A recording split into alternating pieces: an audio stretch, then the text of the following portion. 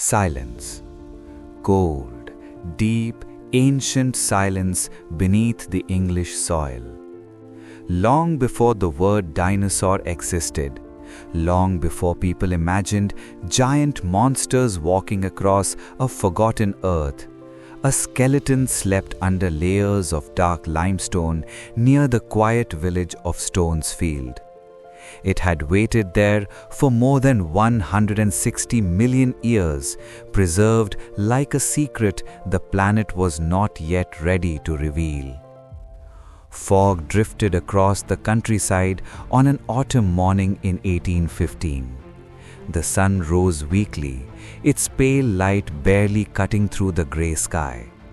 Horses clopped along muddy paths, villagers carried baskets of tools, and miners chipped away at the quarries. Just another day in rural England. But in one of those quarries, a discovery was about to awaken the past. A worker struck something unusually hard. The sound echoed strangely, like metal against metal, sharp and hollow. He frowned, knelt, and brushed away mud. Beneath his fingers, an enormous piece of bone emerged, thick, curved, and textured like something carved by time itself. He paused. This wasn't a cow. This wasn't a horse. This wasn't anything he had ever seen. The bone felt like it belonged to a creature that should not exist. By evening, the unusual fossil reached a man whose curiosity was known throughout Oxford, William Buckland, a brilliant, eccentric professor of geology whose lectures were famous for enthusiasm and chaos in equal measure. When Buckland held the fragment under candlelight, he could feel a shiver in his spine. The candle flame wavered, casting long shadows across his cluttered study filled with rocks, skulls, and dusty books. The bone was massive, too massive. It hinted at an animal without comparison, larger than any known beast in Europe. Something wild, powerful, ancient.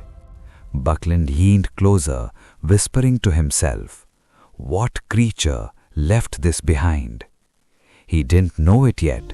No one did.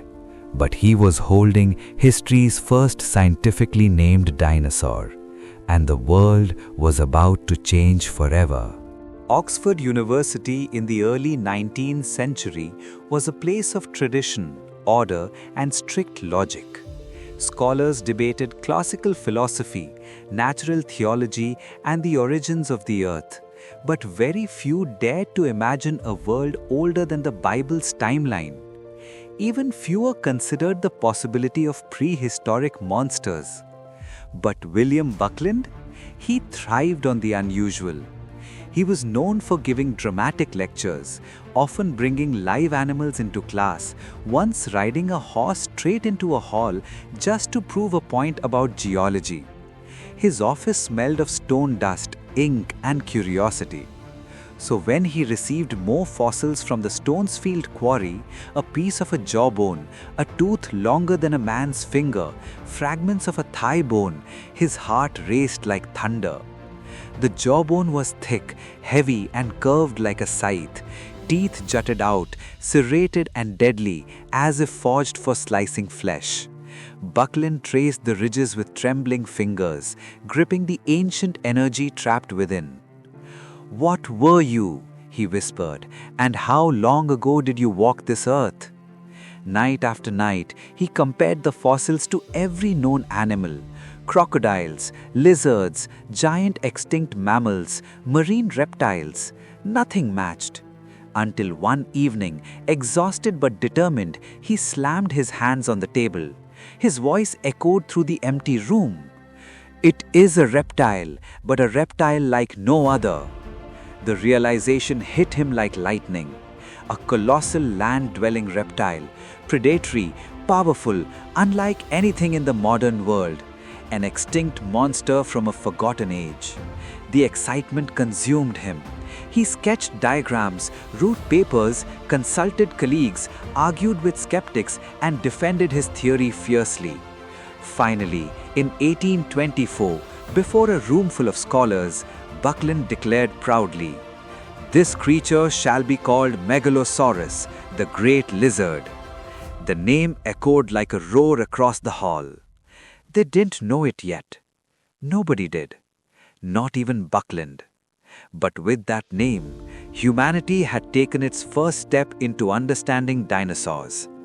A new world had opened. A world where giants once walked. Imagine it.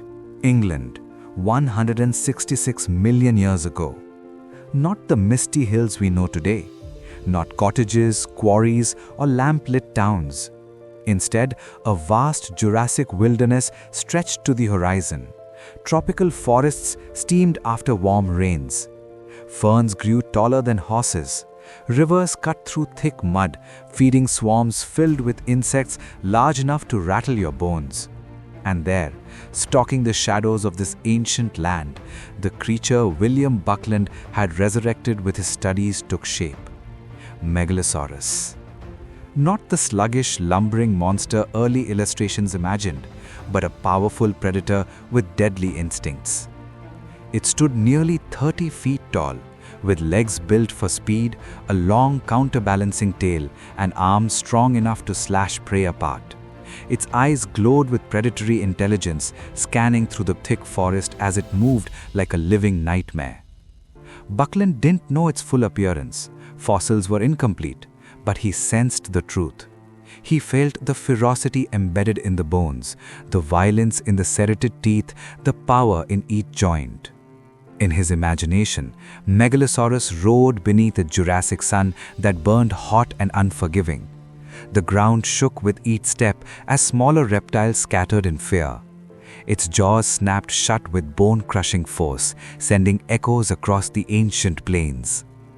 To Buckland, this creature was not just a fossil, it was a message from the Earth's forgotten history. A living chapter of a story humanity had never read. And the more he studied Megalosaurus, the more he realized something terrifying. The planet had once been dominated by beings far larger, stronger, and ancient than anything alive today. What else lay buried beneath the ground? What other monsters waited to be discovered? The bones whispered, the earth remembered, and science was just beginning to listen. Years passed, but the impact of Buckland's discovery only grew. Other fossil hunters began finding strange bones, massive vertebrae in Tilgate Forest, huge claws in Gloucestershire, fragments of horns in Sussex. They were sent to scholars who stared in awe, confusion, and disbelief. One piece of evidence after another suggested that Megalosaurus was not alone. Across the silent fields and quarries of England, an entire world of giants was buried beneath the soil. A creature with armor plating, a creature with teeth sharper than knives, a creature with a neck longer than a ship's mast. The bones painted a picture that felt impossible, almost fantastical. But truth is often stranger than imagination. In 1842, a brilliant anatomist named Sir Richard Owen connected the dots that others had missed. He gathered fossils from Megalosaurus, Iguarobon, and Hylaeosaurus, comparing their anatomical features, their bones, their hips, their ribs, their colossal forms. He stood before the Royal Society and announced, "These creatures represent a new group of ancient reptiles. We shall call them Dinosauria." Terrible lizards. The word thundered across the scientific world. Suddenly, Buckland's great lizard was no longer a lonely relic. It was the first recognized member of an empire, a kingdom that once ruled the earth. Megalosaurus became a symbol, a gateway, the fossil that opened the door to the age of dinosaurs. Scientists rushed into the field with hammers and chisels, eager to uncover more. Museums filled with bones, newspapers printed illustrations, the public became obsessed. Children dreamed of monsters, artists imagined prehistoric scenes, scholars debated origins, extinction, and evolution. A single jawbone in a quarry had changed humanity's understanding of life itself.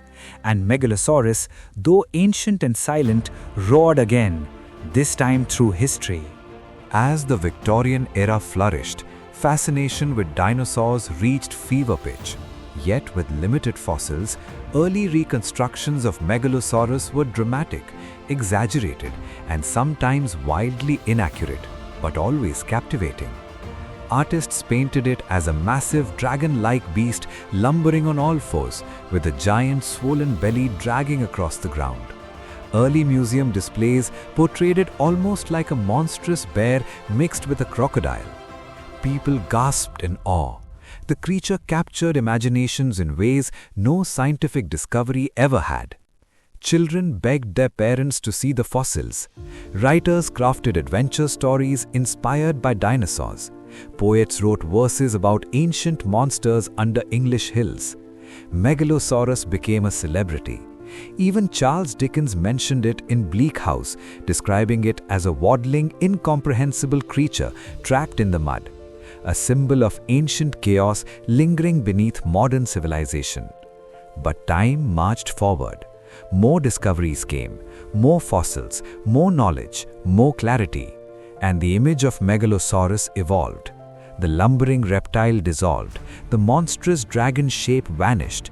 Instead, a new portrait emerged, a sleek, powerful, agile predator closer to modern theropods like Allosaurus, a hunter with intelligence, speed, and precision. Megalosaurus wasn't just the first dinosaur discovered, it was the first dinosaur reimagined by every generation. A creature reborn again and again, each time sharper, clearer, more realistic. A reminder that science is not a set of fixed answers, but a journey fueled by curiosity. And there was still one more chapter left in this journey, the moment when fossils, history, and humanity came together under a single truth. Today, the quiet countryside of Stonesfield looks peaceful. Birds chirp, wind rustles through hedges. The quarries lie abandoned, filled with rainwater and moss. But if you stand there long enough, if you look past the grass, past the stones, past the centuries, you can almost feel the earth remembering.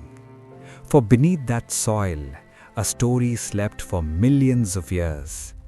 And in 1815, a curious professor woke it. Megalosaurus, the first dinosaur ever named. Its legacy is not just in bones, not just in museums, not just in dusty scientific journals. Its legacy is in every roaring T-Rex in popular culture, every child's dinosaur toy, every documentary we watch with awe, every fossil dig across the world, every question we ask about life before humans. Because history needed a beginning, science needed a spark, and paleontology needed its first giant. William Buckland unknowingly flipped the first page of a book billions of people would someday read, the book of Earth's ancient past. In those bones, he saw not just an extinct reptile, but a story waiting to be told. A story that still grows, evolves, and inspires. The great lizard, the monster of Stonesfield, the first ambassador from a lost world. Megalosaurus stands at the entrance to deep time, roaring across centuries with a voice made of stone. And because of it, we now know the truth. The earth was once a kingdom of giants, and those giants still live. In our science, in our imagination, in every fossil that waits beneath the ground, and in every beating heart that wonders, what else still sleeps beneath our feet?